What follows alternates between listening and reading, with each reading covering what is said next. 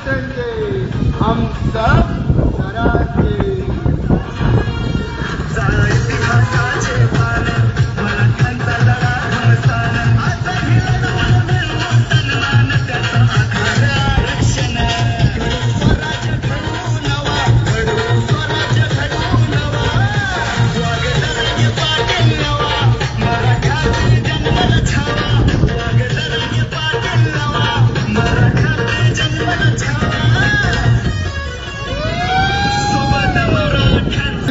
छत्रपती संभाजीनगर या ठिकाणी 13 जुलै 2024 रोजी होणाऱ्या शांतता महारॅली व मराठा आरक्षणाच्या जनजागृतीसाठी छत्रपती संभाजीनगर जिल्ह्यातून एक मराठा एक मराठा आगे बढ़ो आगे बढ़ो हम तुम्हारे साथ हैं जय शिवराय तुमको जय छत्रपती शिवाजी महाराज की जय संघर्ष योद्धा मनोज दादा तुम आगे बढ़ो हम तुम्हारे साथ हैं संघर्ष योद्धा मनोज दादा तुम आगे बढ़ो हम तुम्हारे साथ हैं एक मराठा सर्व समाज बांधवांना जय जिजाऊ जय शिवराय जय भीम सलाम अलैकुम जय मल्हार जय सावता सर्वांना कळकळीची विनंती करण्यात येते मनोज जरांगे पाटील यांची छत्रपती संभाजीनगर या ठिकाणी 13 जुलैला शांतता रॅली होती। मनोज जरांगे पाटील यांनी सरकारला जो उत्तर दिलेला आहे मराठा आरक्षण प्रश्नी तो त्या दिवशी संपत आहे आणि संवाद रॅली सर्व समाज बांधवांना विनंती करण्यात येते की छत्रपती संभाजीनगर येथे सर्वांनी यायचं आहे। मराठा समाजाच्या पाठीशी 18 पगड जातीचे आणि 12 बलुतेदार लोक आहेत। आमच्यासोबत मुस्लिम समाज दलित समाज धनगर समाज बंजारा समाज ओबीसी समाज हा सगळा समाज आमच्या सोबत असल्याने सर्वांना एक विनंती करतो की मनोज जरांगे पाटील यांच्या पाठीशी खंबीर उभं राहण्यासाठी 13 जुलैला आपण छत्रपती संभाजीनगर या ठिकाणी येताल अशी आशा करतो।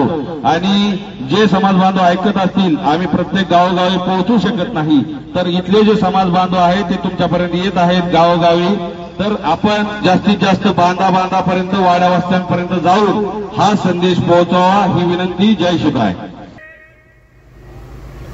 शांततापूर्व रॅली यासाठी येत आहे आणि आज जसं आम्ही जिल्ह्याच्या पूर्ण कान्या कोपऱ्यामध्ये जाऊन येणाऱ्या 13 तारखेला यावं अशी सर्वांना विनंती करतोय तशी आपली सुद्धा जबाबदारी आहे की आपण 5 तारखेनंतर गावागावाचा मिटिंगा घ्या कॉर्नर मिटिंगा घ्या आणि येणाऱ्या 13 तारखेला सगळ्यांना जसं आपण लाडसावंगीच्या सभेची तयारी केली होती त्या पद्धतीनं मूळ जसं जसं जमेल जसं जसं तुमच्याकडे युक्ती तुम्हाला मिळेल त्या पद्धतीनं आपण सगळ्यांना आव्हान करावं आणि पेटून उठावं कारण की हा लढा गरजवंत मराठ्यांचा लढा आहे आणि यामध्ये आपण सर्वांनी सहभागी घेतलं पाहिजे।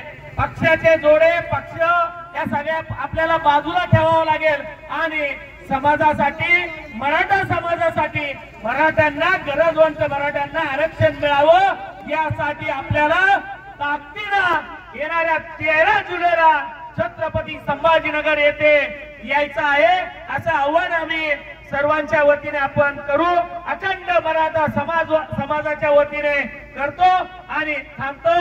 एक मराठा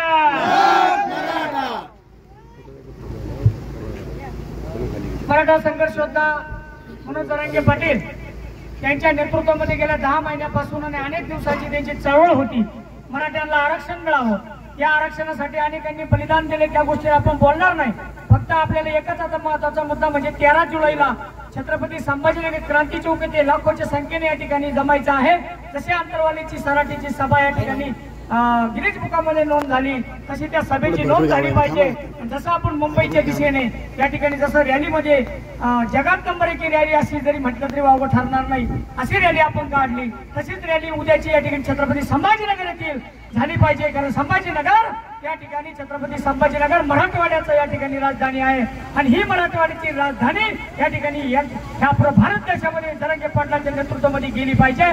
म्हणून आम्ही जसं तुमच्या गावामध्ये आलो आपण आपल्या गावागावामध्ये आपण वाड्या वस्त्यावरती आणि तुमच्या तालुक्यामध्ये मोटरसायकल असेल फोर व्हीलर असेल जसं आपल्याला साधनं उपलब्ध असतील त्या पद्धतीने आपण त्या ठिकाणी जनजागृती करावी. आणि 13 तारखेला सर्वांनी कुटुंबासह आणि सर्व समाजाला घेऊन त्या ठिकाणी यावं. कारण हा मराठ्यांचा लढा कोणाच्या विरोधात नसून हा अन्यायाच्या विरोधात आहे आणि त्यामुळे आपल्या हक्काचं आरक्षण घेण्यासाठी आपण कोणत्याही समाजाच्या विरोधात नाही. म्हणून कोणत्याही समाजाला राग येण्याचं कुठलं कारण नाही आणि म्हणून सर्वांनी ताकदीने यावं हेच या ठिकाणी विनंती करतो. थांबतो. जय हिंद, जय शिवराय. धन्यवाद. सर्वांना जय जिजाऊ, जय शिवराय. सर्व तरुणांना आवाहन करतो आम्ही की गावागावामध्ये आपण जागृती करावी. एका स्वयंसेवकाचा गट बनवावा, त्यांचे कॉन्टॅक्ट नंबर घ्यायचे आणि आपल्याला मोटरसायकल रॅली काढता येते का त्याचं नियोजन करायचं आहे, गाड्यांचं नियोजन करायचं आहे. माता भगिनींसाठी त्रास होणार नाही त्यांना, त्यासाठी गाड्या कशा आपल्याला नियोजन करता येईल. या भागातून जे आपल्या प्रत्येक गावामधून कोणाला 5, कोणाला 2, कोणाला 1 आतापर्यंत अनेक पक्षाच्या अनेक लोकांच्या आपण रॅल्या केल्या, झेंडे धरले. पण हा पहिला झेंडा आणि पहिल्यांदा आपण स्वतःसाठी लढत आहोत, जातीसाठी लढत आहोत. त्यामुळे आपण नियोजन करून प्रत्येक तरुणांनी जागरूक व्हायचंय आणि आता 5 तारखेपासून आपण कामाला लागायचंय. दररोजचा 1 तास जरी दिला तरी आपल्या पंचक्रोशीतील एकही बांधव घरी राहिला नाही पाहिजे याची काळजी घ्यायची. प्रत्येक घराघरातला व्यक्ती माता भगिनी आपल्या तिथं संभाजीनगरला हजर पाहिजे 13 तारखेला. कारण आता नाही तर कधी नाही. मी पुढील नियोजनासाठी सचिन आवळे पाटलांना विनंती करतो, त्यांनी 2 शब्द